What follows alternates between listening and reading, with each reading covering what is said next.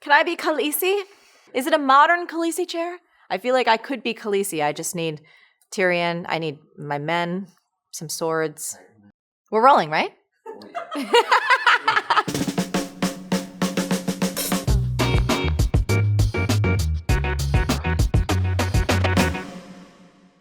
Hey, it's Marie Forleo, and you are watching Marie TV.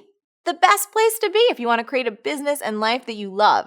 Now, if you've ever wondered how to find a good mentor, especially when everyone is so darn busy, this is the episode for you. Today's question comes from Kat Lego, and she writes, "Hi Marie, I've got big visions and dreams. I'm working hard to make them happen, and now I'm wondering, how can I find a great mentor? I know this is an important key to success, but I find that awesome people are often so busy and already mentor others. I've also found that the 'could you be my mentor' question is their most dreaded. So how have you connected with people operating at higher levels than you in order to have a learning relationship with them that is mutually beneficial? Thanks, Kat Lego." Kat Lego, great question. And I love how aware you are that the question, "could you be my mentor?" is often the most dreaded. So my take on mentorship is a little bit different than some others. I have colleagues who swear by the power of mentorship and finding that one person who you can learn from.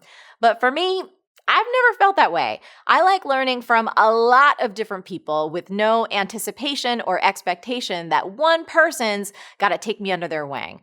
That feels like too much pressure to me and not really the kind of relationship I honestly want to have with anyone. But no matter what your perspective is, there are loads of ways to get the guidance and that support that you desire, and you can do it starting right now. Here are 6 ways to help get you started. Number 1, you do not need to meet someone to be mentored by them. When I was first getting started, and it's something I still do to this day, I often got mentored by people I have never even met. I did it on my own schedule, through books and tapes and interviews. Something we often take for granted is how much effort it takes to write a book or deliver a speech or give a great interview. Those things contain people's best thoughts, all their experiences and all of their lessons, and they're there for you to review and revisit as much as you want. And these days, oh my goodness, with podcasts and online content seemingly coming out of every freaking orifice, you have got mentorship opportunities up the wazoo. It's literally an explosion of free mentorship.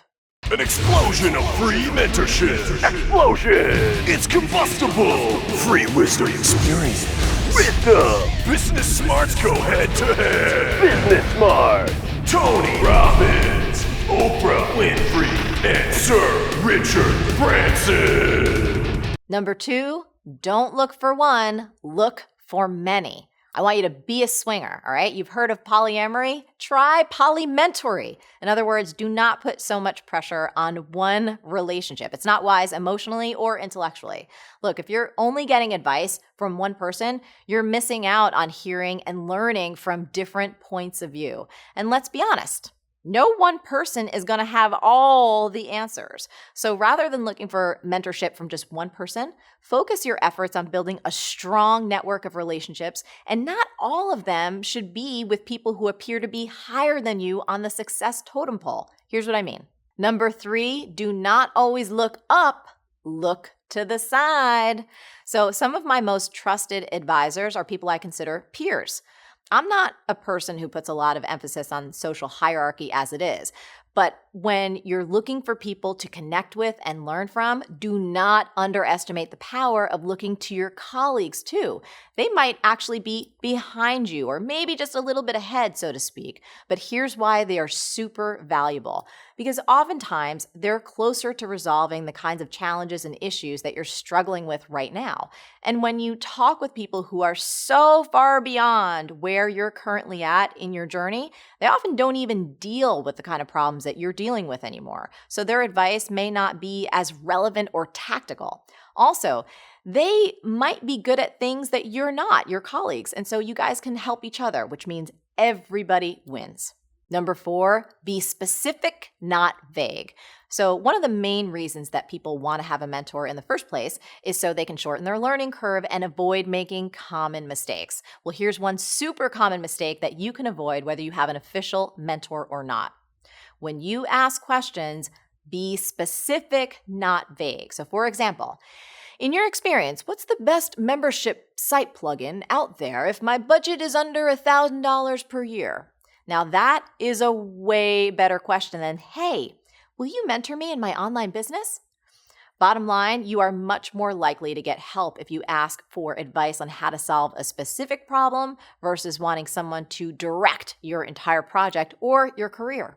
Number 5 is earn respect and trust through action. So this one is so huge. If there's someone out there that you really want to learn from, you got to be a true and devoted fan. So buy their books and leave reviews.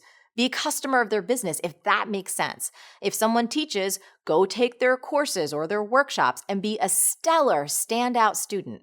If they speak, go buy a ticket, show up, and if you can, introduce yourself. And if they have an online presence, be a consistent, thoughtful, and engaged supporter.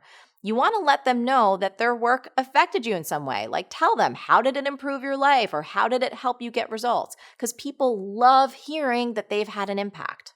And look, as you've shared, people that are creating really cool things in this world are busy, like insanely busy. And it's not that they're ungenerous or they're narcissistic or they're stingy. They're usually just incredibly creative people who are stretched to the max to deliver on their mission. So the way that you earn trust and respect is by showing up in their world with a genuine, generous, and non-agenda-filled heart. You cannot be needy, you cannot be attached to an outcome, and of course, you cannot force someone to notice you. But I guarantee, if you're a consistent true fan, you're going to learn so much about how they operate simply by observing them and engaging with what they do. And that will teach you a ton in and of itself. Number 6, do great work in the world. So this one is the most important step if you want to develop real relationships with people you admire. So start building up your body of work. Be consistent. Hustle your buns off. Nobody wants to start a business relationship with someone who isn't out there busting their hump and actually doing the work. So realize that if you stay focused on the quality of your work and you truly care for your people, so your customers, your clients, your fans, your colleagues, your bosses, whichever term fits for you, you will get noticed, guaranteed. And as we wrap up this conversation on mentorship, no matter who you want to connect with, remember this tweetable. If you want someone to invest in you, give them a reason to believe in you. That was my A to your Q Cat Lego. I really do hope it helps. And now I would love to hear from you. What's your experience with mentorship? Either wanting one, having one, or being one? What are some do's and don'ts from your experience? Leave a comment below and let us know. Now, in case you didn't know, the best conversations happen over at marieforleo.com, so go over there and leave a comment now. And once you get there, be sure to subscribe to our email list and become an MF Insider. You'll get instant access to a powerful training called How to Get Anything You Want. It's really good. You'll also get some exclusive content and some special giveaways and personal updates that I just don't share anywhere else. Stay on your game and keep going for your dreams because the world needs that special gift that only you have. Thank you so much for watching, and I'll catch you next time on Marie TV. Hashtag? Should we hashtag it? Just hashtag everything. Wisdom. I need it. I need it. I need it. Need it. Need it. Business smarts go head to head. Everybody pee wherever the hell they want. That's what I say. Pee where you want. Just don't pee in the middle of the living room. Just if you pee just pee in the bathroom, and that's everybody be good.